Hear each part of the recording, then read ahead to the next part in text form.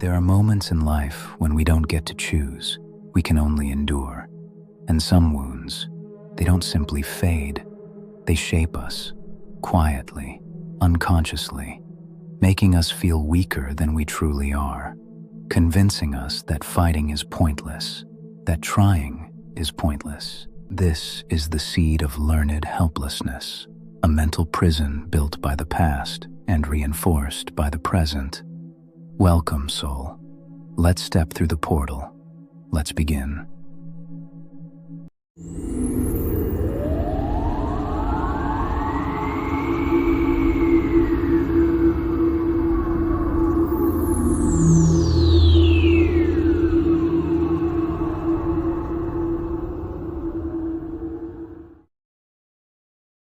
Late 60s, a small experimental psychology lab.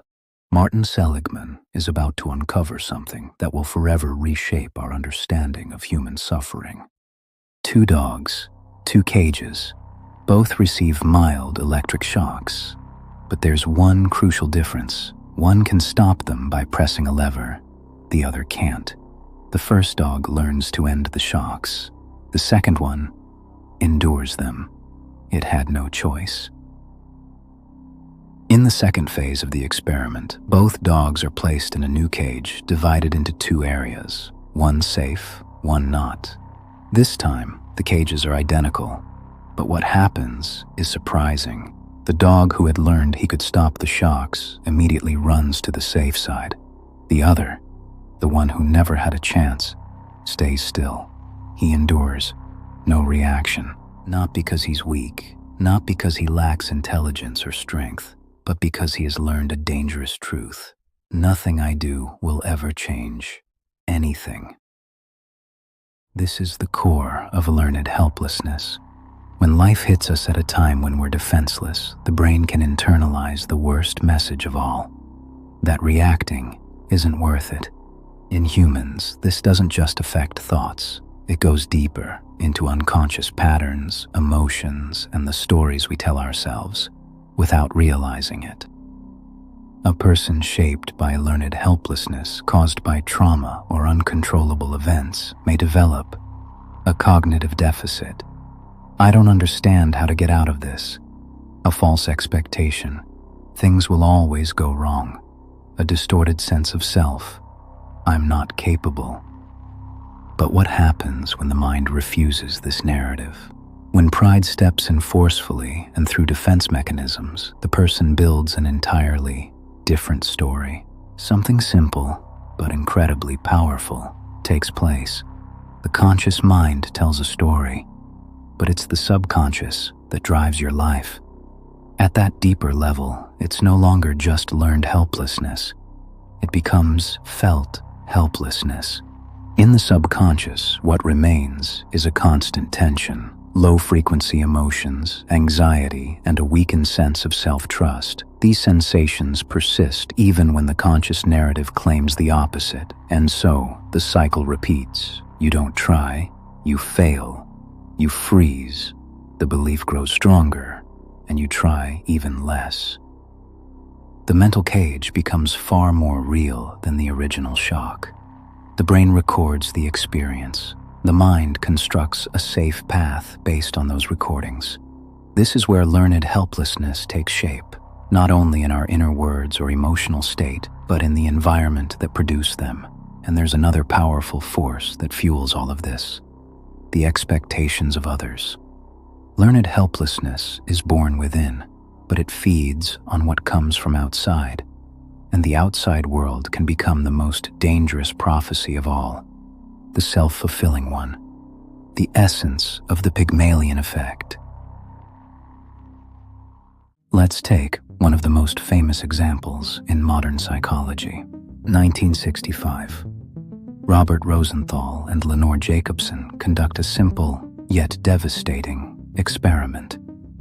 A classroom, 2 groups, but one crucial difference: the teacher's expectations. Some children are labeled as especially promising.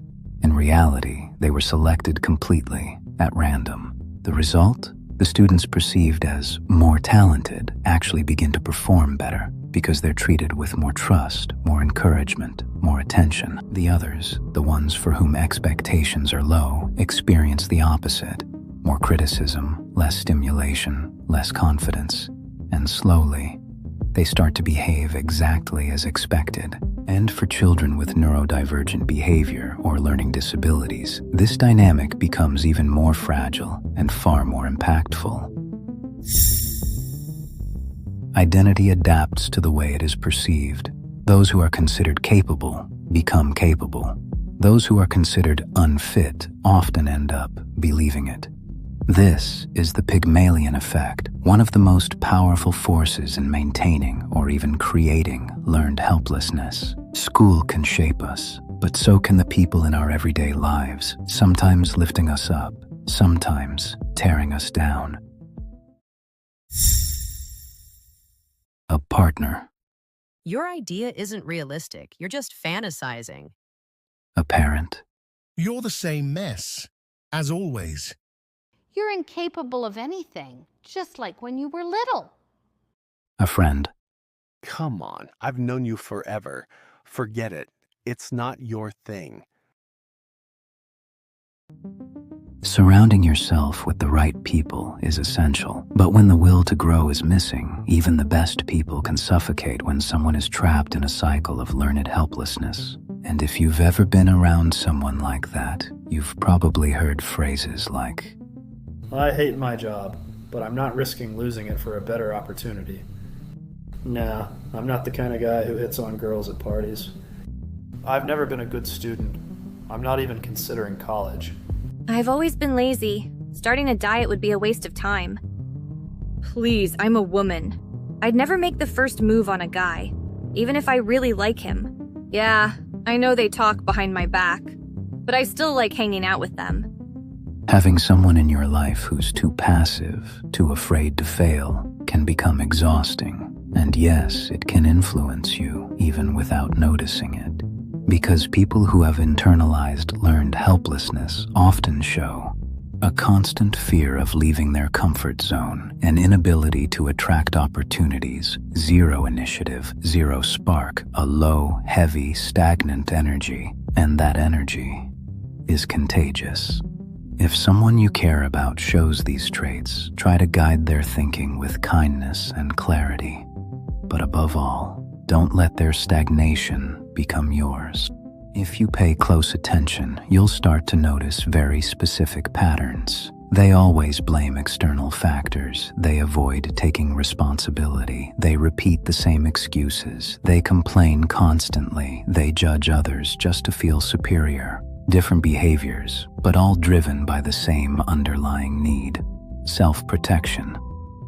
As we mentioned earlier, defense mechanisms come into play. These include both escape and compensation. Escape can take many forms: isolation, avoidance, procrastination, and behavioral addictions, which, in the most delicate cases, can lead to alcohol or substance abuse. It's an attempt to put distance between oneself and internal pain, to avoid self-confrontation.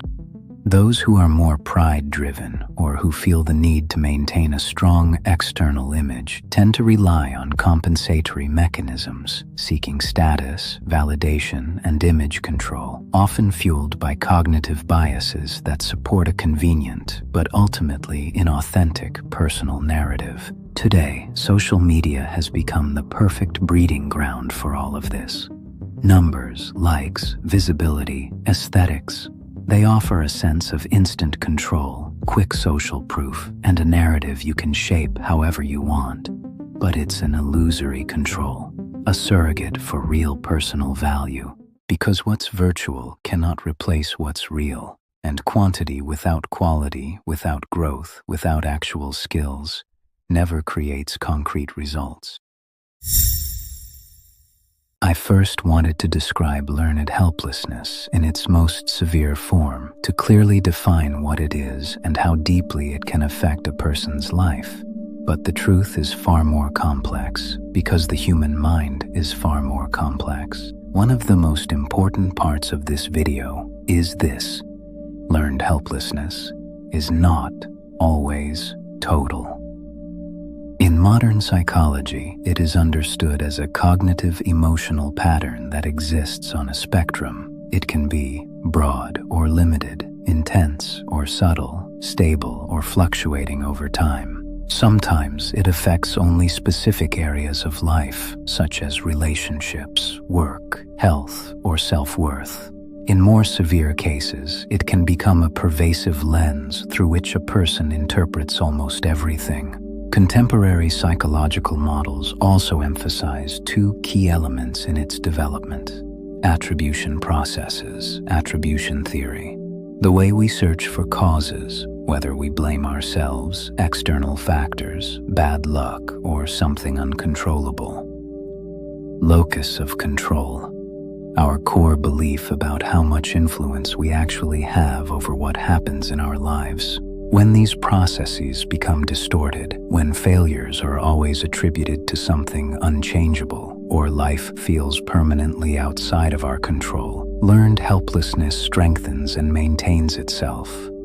Understanding this is essential because it shows that anyone can experience learned helplessness, and not always in an extreme way.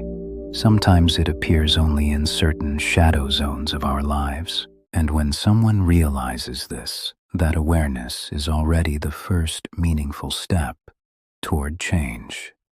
At this point, only one question remains: how do we escape this mental prison? Before anything else, it's important to recognize how Seligman's work on learned helplessness contributed to the development of cognitive behavioral therapy. This form of psychotherapy, still widely used today, is highly effective in identifying the harm caused by negative automatic thoughts, emotional patterns, and behavioral habits. It also shows how all these layers are interconnected and how each of them can be modified in a concrete, measurable way. Now let's see how the principles of CBT can help those who feel trapped in a dead-end cycle. This phase of the video is divided into two parts: gaining awareness and pushing for action. Gaining awareness. Introduction. Accepting the problem.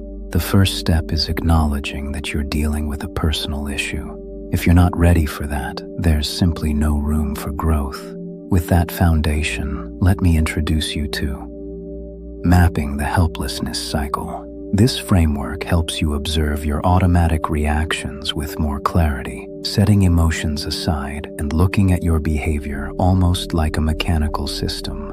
It's not a replacement for therapy, but it's an excellent starting point for understanding where the cycle begins and how it keeps reinforcing itself. All you need is a notebook or journal and a pen. Write down the 5 guiding questions in sequence, leaving enough space under each one to answer. Your answers might reveal patterns in your life and give you much deeper self-awareness. There are no right or wrong answers. Every person lives a different story. You can pause the video and copy this page or take a screenshot. Some questions include examples to facilitate understanding. This exercise is simple and accessible to anyone. It helps you bring order to your inner landscape, and when there is order, growth happens naturally. 5-step drive to action, breaking the cycle. We've reached the practical phase. This is where you can finally engage after developing clear, honest self-awareness. This 5-step system doesn't fix everything, but it does provide a concrete way to start breaking the cycle of learned helplessness and building a freer, more competent identity. 1. Accepting risk. The only way to create mastery experiences is to expose yourself to small, manageable amounts of risk. The mind grows when it receives real evidence that action is possible. The most solid strategy is to move in micro steps. Rank your fears from simplest to hardest and start with the one that triggers the least emotional resistance. Every small win, no matter how small, reshapes your sense of self-efficacy and weakens the old helplessness pattern. The brain doesn't change through giant leaps, but through accumulation, one successful experience at a time. 2. Observing the mind. detachment from identification plus identity evolution. Observing the mind means grasping a fundamental truth. It projects psychic contents, thoughts, memories, images, moods, but you are not those contents. Have you ever wondered how autonomous your inner world really is and how much control you actually have over it? When you learn to observe your mind without judgment, to notice thoughts without identifying with them, you'll discover something striking. For most of your life, you've been far less aware than you believed. This practice not only restores a greater sense of agency, it also trains you to recognize the mind's recurring patterns naturally and, over time, to evolve your identity. An inner practice you can use to facilitate this habit is thought labeling. When a thought arrives, do not identify with it. Instead, label it as a content separate from you. For example, instead of saying, "I am anxious," tell yourself, "I am having an anxious thought," or "I am experiencing a feeling of learned helplessness." Identity is not a fixed thing. It is shaped by repeated experiences, choices, and actions. For effective growth and evolution, it is crucial to gain the power to remain present. The cycle mapping has shown you the story of the past and why focusing on the future demotivates you. Remaining present means freeing yourself from both the pain of the past and the anxiety of the future. This identity evolution is not about becoming someone else, but a return to a version of you that is freer from automatic conditioning, more aligned with the present and with real possibilities. 3. Productive routine. This point addresses the behavioral trait and attacks the motivational deficit with promising results. Adhering to a routine, starting with simple actions, is the launching pad for gradual lifestyle growth and a better perception of your self-control. Starting with micro successes is ideal. For example, making your bed every morning, reading 5 pages of a book every night before sleep, or drinking water instead of a soda at lunch. Every small, successful action proves to your brain that you are the cause of a positive outcome, and that action is undeniably the vehicle for change. Obviously, this series of actions I've listed is basic. The concept is applicable to your specific situation. One final small piece of advice regarding the productive routine concerns the morning, whatever time represents your morning. If you manage to complete small, simple, yet productive tasks within the first hour, this will give you a positive momentum and you will begin the day with a strong sense of self-efficacy. 4. Expressive writing. This is an excellent tool for thought transformation. Expressive writing is different from keeping a diary. It is oriented toward processing and resolution. There are many types of expressive writing. Examples: the alternative plan. Write down what you would do if you knew you could not fail. The letter to your old self. Advise the person stuck in the cycle using the awareness you have just gained. Free exploration. Let flow whatever emerges and observe if new ideas or connections appear. Writing allows you to see the mind from the outside. This is often where the first true clarity emerges. 5. Restructuring failure. This is a fundamental concept. Action is not just a path toward success, but also a path toward learning. Action. Every failure must be subjected to neutral analysis, your cognitive fluidity. Answering these 3 questions will allow you to integrate solid failure management. 1. What happened? Objective data. 2. What part was under my control? Distinguishing between internal and external factors. 3. What will I do differently next time?